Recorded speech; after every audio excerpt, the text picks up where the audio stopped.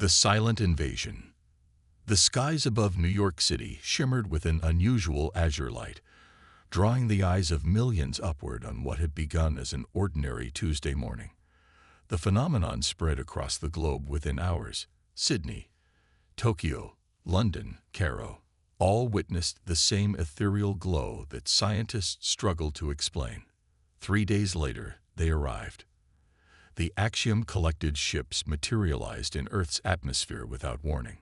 Massive vessels of impossible dimensions hung over major population centers, their obsidian hulls absorbing light rather than reflecting it. For 48 hours, they simply observed, making no contact despite humanity's desperate attempts at communication. "They're scanning us," Dr. Eliza Chen whispered, analyzing the data streams at Global Defense Headquarters. Every transmission, every power grid, every military installation. They're mapping everything. General Marcus Holt stood rigid, his weathered face illuminated by the emergency lights, and we can't do a damn thing about it. The first attack came at dawn on the 6th day. It wasn't explosions or energy weapons as countless science fiction stories had imagined. It was silence. A cascading wave of technological failure swept across continents. Power grids collapsed. Communications went dark. Military defense systems became inoperable. Hospitals lost life support capabilities. Within 12 hours, modern civilization had been effectively paralyzed. Only then did the Axiom Collective speak, their message broadcast simultaneously in all languages across any device still capable of receiving signals. Humanity has been evaluated and found wanting. Your species represents an unacceptable anomaly in the galactic order. Resistance is discouraged. The correction process has begun. The second phase of the attack targeted military installations with surgical precision. Bases vanished in blinding flashes of light that left perfect hemispherical craters in their wake. Aircraft carriers sank without warning. Nuclear deterrents were neutralized before they could be deployed. In the chaos, Commander Elena Reyes found herself suddenly the highest-ranking officer of what remained of the Earth Defense Force's Southern Command. From a hastily established bunker in the Andes Mountains, she gathered the surviving military and scientific personnel who had managed to escape the systematic destruction. "They're methodical," she observed, studying satellite imagery captured from a few antiquated systems that had somehow remained operational. "They're not destroying population centers yet. They're eliminating our capacity to fight back first." Dr. Victor Nassar, a quantum physicist who had barely escaped the destruction of CERN, nodded grimly. "It's textbook invasion strategy. Disable communications, neutralize military response, then move in for full occupation." "But why?" asked Lieutenant Rodriguez, his voice cracking with exhaustion. "What could they possibly want from us? We haven't even mastered interstellar travel." "Perhaps that's precisely why," Reyes replied, her dark eyes focused on the tactical display. "We're an unknown variable, unpredictable, and some things fear what they don't understand." For 3 weeks, Earth's remaining military forces attempted guerrilla operations against the invaders. They failed spectacularly. Axiom technology could detect any conventional approach from miles away. Human weaponry barely scratched their vessels. Hope dwindled with each passing day as more cities fell under the silent control of the invaders, their populations neither eliminated nor liberated, simply contained, as if in a vast sociological experiment. It was Dr. Chen who first mentioned the Prometheus Protocol. "It's not officially supposed to exist," she admitted to Commander Reyes during a rare moment of privacy. "But I was part of a compartmentalized research team at Antarctica Station. We were analyzing artifacts found beneath the ice, technology that predated modern humanity." Reyes stared at her. "Predated humanity? You mean?" "I mean that either we weren't the first advanced civilization on Earth, or someone else visited long ago and left something behind." Chen's eyes darted nervously. "The objects contained data storage beyond anything we've developed. We managed to decode portions that appeared to be, well, weapons schematics, defensive systems, but on a scale that made no sense to us. Where is this research now?" The primary facility is 2 kilometers beneath the Antarctic ice sheet. It was designed to be undetectable by any known scanning technology. There's a chance, just a chance, that the Axiom haven't found it yet. Within 48 hours, Rise had assembled a small team of specialists, using outdated transportation methods deliberately chosen for their analog nature. Snowmobiles, mechanical compasses, paper maps. They journeyed across the frozen wasteland of Antarctica, avoiding detection through sheer technological regression. The research facility remained intact, its systems powered down but functional. As they reactivated the laboratories, Dr. Chen led them to a sealed vault containing the artifacts, sleek, metallic objects inscribed with intricate patterns that seemed to shift when viewed from different angles. The Prometheus Protocol isn't just a weapon, she explained as technicians worked to restore power to the analysis systems. It's a signal, a distress call with very specific coordinates embedded within it. Whoever left these artifacts behind, they left a way to contact them, or something they created. You're telling me our last hope is to call for help from an unknown alien civilization that may have visited Earth thousands of years ago? Rise asked, disbelief evident in her voice. Not exactly, Chen replied, activating a holographic display that showed a map of the solar system. The coordinates aren't directed outward toward distant stars. They point to locations within our own solar system, specifically to seemingly empty regions of space between the orbit of Mars and Jupiter, scattered throughout the asteroid belt. Understanding dawned on Reyes. They hid something in our own backyard. Multiple somethings, judging by these signals, and if I'm interpreting the data correctly, they've been there for at least 20,000 years, waiting for a specific activation sequence. For 72 hours, the team worked without rest, translating the ancient instructions, calculating the precise broadcast parameters. Outside their hidden sanctuary, the Axiom Collective continued their systematic dismantling of human civilization. Major cities now existed under impenetrable energy domes. Millions had been relocated to processing centers. Those who resisted simply vanished. We've only got one chance at this, Dr. Nassar warned as they prepared the transmission array. The moment we broadcast this signal, we'll light up on their sensors like a supernova. They'll hit us with everything they have. Commander Reyes stood before the assembled team, the last free fighters of Earth, a mere 100 souls carrying the desperate hopes of billions. Then we make it count, she said simply. Humanity doesn't end today. Not on our watch. The activation sequence required precise timing, aligning with celestial positions that cycled only once every century. As the final calculations were completed, alarm sensors indicated that the Axiom had detected unusual energy readings from the Antarctic region. Their response vessels were already en route. It's now or never, Chen announced, her fingers poised over the transmission controls. Reyes nodded once. Send it. The signal burst forth, not electromagnetic radiation as they had first assumed, but something more fundamental, a pulse that rippled through the quantum fabric of space itself. For 10 seconds, the facility hummed with power as the message was transmitted to its mysterious recipients. Then, silence. Did it work? Lieutenant Rodriguez asked. Before anyone could answer, the facility shook violently. The Axiom had arrived and begun their assault on the hidden base. We need to evacuate immediately, Reyes ordered, helping personnel toward the emergency exits. Split into pre-assigned groups, use the escape tunnels. Even if they capture some of us, the rest need to survive long enough to see if the protocol worked. As they rushed through the icy corridors, Dr. Chen grabbed Reyes's arm.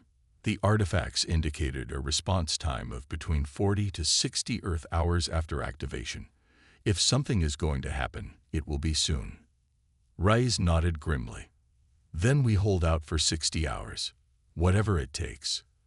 They emerged into the Antarctic night just as the first Axiom vessels descended from the clouds, sleek, predatory ships unlike the massive carriers that had first appeared over Earth's cities. These were hunters, designed for pursuit and elimination. The small human contingent scattered across the ice, using pre-planned routes to separate and maximize survival chances. Commander Reyes and her core team headed for a secondary facility hidden within a mountain range 300 kilometers distant, equipped with hardened communications equipment. Behind them, the Antarctic Research Station erupted in a plume of blue fire as the Axiom weapons reduced it to atoms. The message had been sent, but the price was already being paid in human lives. As Reyes led her team across the frozen wasteland, she found herself counting hours, wondering what exactly they had activated. Was it truly help from some ancient benefactor, or had they simply alerted another hostile force to humanity's vulnerability? Only time would tell, and time was the one resource Earth had precious little of remaining. The revelation of fire. Admiral Valen Kane stood on the command deck of the Retribution, his silver eyes scanning the tactical displays as life support systems engaged throughout the enormous vessel. Around him, thousands of stasis pods disengage, releasing their occupants after 20 millennia of dreamless sleep. Signal origin confirmed, reported his first officer, Commander Celine Wright, her movements precise despite having been awakened only moments before. Earth has initiated the Prometheus Protocol. Threat assessment indicates a Level 1 invasion in progress. Kane's expression remained impassive, though a muscle tightened in his jaw. After all this time, he murmured, begin fleet-wide revival. Deploy reconnaissance drones. I want a complete situational analysis within 12 hours. Throughout the asteroid belt, hidden within hollowed-out celestial bodies, and cloaked by technology beyond anything humanity had yet achieved, 47 warships of the Earth Defense Fleet stirred to life. They had waited, dormant, through the rise and fall of countless human civilizations, guardians created by humanity's forgotten ancestors, programmed with a single purpose: to protect Earth from threats it could not yet defend against itself. The crew of the Retribution were not aliens, as Dr. Chen had speculated. They were human, or rather, what humans had evolved into during Earth's previous technological golden age, over 20,000 years earlier. When faced with an extinction-level threat from deep space, that ancient civilization had made a desperate decision: to hide their most advanced technology and their finest warriors away from Earth, preserving them as a safeguard should history repeat itself. And now, the dormant fleet had awakened to fulfill its purpose. On Earth, the situation had deteriorated rapidly. The Axiom had traced the quantum signal to its source and realized that humanity had accessed technology beyond their current development level. Their response was swift and brutal, accelerating their timetable for complete planetary subjugation. Commander Reyes and her surviving team had reached the mountain outpost, where they monitored the increasingly desperate global situation through fragmented communications. The Axiom now deployed ground forces, biomechanical constructs that methodically processed urban areas, separating humans into categories with unknown but ominous purposes. 62 hours since activation, Dr. Chen noted, her voice hollow with exhaustion and fading hope. If something was going to happen. The emergency broadcast system suddenly activated, its ancient speakers crackling to life with a voice that spoke in perfectly accented English. Attention Earth Defense Remnant. This is Admiral Valen Kane of the Earth Defense Fleet Retribution. We have received your activation signal and have analyzed the current invasion. Hold your positions. Reinforcements are inbound. The Prometheus Protocol is now fully engaged. Stunned silence filled the outpost, broken only when Lieutenant Rodriguez whispered, "Earth Defense Fleet." What Earth Defense Fleet? They had their answer 16 minutes later when the skies above major Axiom control centers erupted in flashes of brilliant light. The invaders' ships, previously untouchable by Earth's weapons, were suddenly cleaved in half by energy beams of impossible power. From seemingly empty space, warships materialized, elegant, lethal vessels that moved with precision that defied known physics. The Axiom response was immediate and revealed their first signs of disorder. Their command ships broke formation, attempting to establish a defensive perimeter against the unexpected threat. Communication signals flooded between their vessels, urgent, confused transmissions that Earth's remaining monitoring stations could detect but not decode. In orbit above Earth, Admiral Kane directed the counterattack with calculated efficiency. The Retribution moved into position over the North American continent, its massive form dwarfing the largest Axiom vessel. They're attempting to adapt their shields to our weapons' frequencies, Commander Wright noted as the battle unfolded across 12 theaters simultaneously. As expected, Kane replied calmly. Execute Phase 2. The Earth Defense Fleet's smaller craft launched from their carrier vessels, atmospheric fighters piloted by humans who had trained for this precise scenario for longer than modern civilization had existed. They entered Earth's atmosphere in tight formation, targeting Axiom ground installations with precision strikes that eliminated the invaders while minimizing collateral damage. On the ground, Commander Rice watched in astonishment as the night sky filled with streaks of light, the battle for Earth now visible to those below. We need to coordinate with them, she decided, activating the outpost's communication array.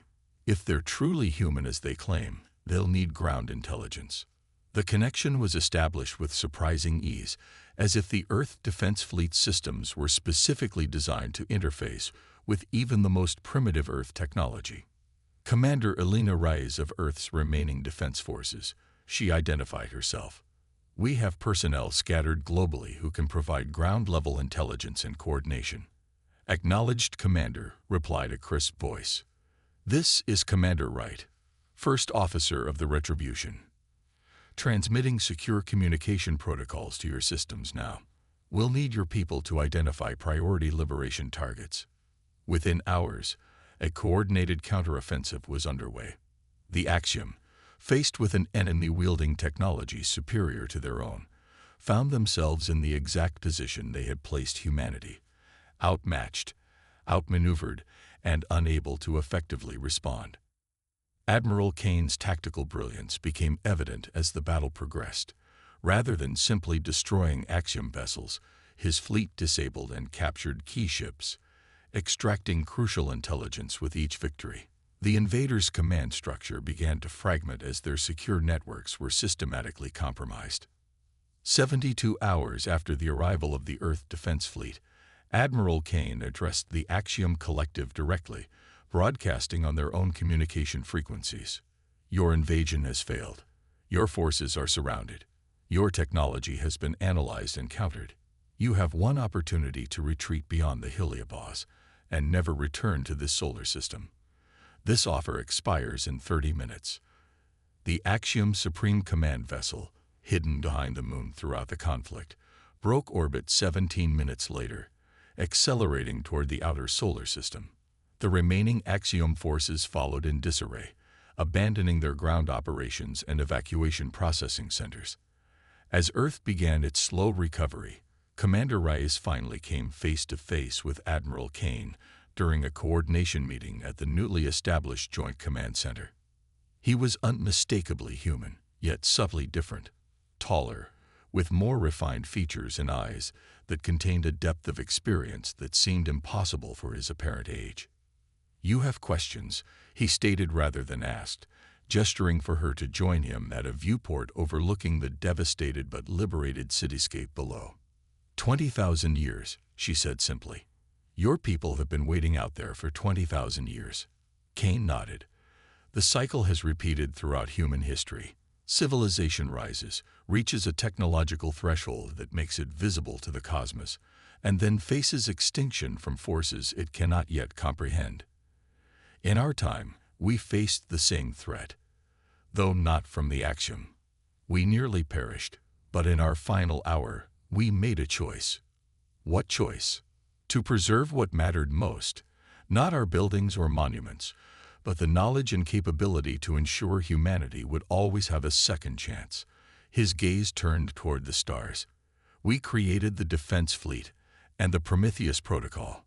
We hid our most advanced technology away from Earth, knowing that leaving it behind would only make the planet a target again before its people were ready. And now, Rides asked, what happens now? Now we rebuild together. We'll help restore your world, but more importantly, we'll prepare humanity for what lies beyond." Kane's expression softened slightly. "The Axiom are merely one of many civilizations out there. Some are benevolent, others hostile, most simply indifferent. Earth has remained isolated thus far, but that time is ending. Will you stay?" The question seemed to surprise even Reyes herself. "Some of us will. Others will return to the fleet, maintaining our vigil from the shadows until Earth is truly ready to stand on its own." He turned to face her directly. The Prometheus Protocol was never just about calling for help in crisis. It was about reuniting two branches of humanity when the time was right. In the months that followed, Earth began a remarkable transformation. The advanced technology of the defense fleet accelerated reconstruction efforts. The truth of humanity's ancient past was revealed, filling in missing chapters of archaeological records that had long puzzled historians. Most importantly, humanity gained a new perspective on its place in the universe. They were not alone, nor were they helpless. They were the inheritors of a legacy that stretched back further than they had imagined, with protectors who had waited patiently through the millennia for the moment when past and present would reunite to secure the future.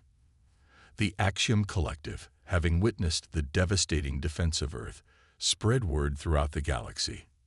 The seemingly primitive world harbored unexpected guardians and terrible weapons. What had appeared to be an easy conquest had revealed itself to be a carefully laid trap millennia in the making. Earth was no longer perceived as weak or vulnerable. Instead, it gained a new reputation among the stars, a world of deceptive appearances, where apparent technological simplicity concealed ancient power and unfathomable patience. And as humanity looked to the stars with new understanding, Admiral Kane's fleet remained vigilant in the shadows of the solar system, a silent promise that those who believed Earth helpless would always discover, too late, the terrible miscalculation of their arrogance.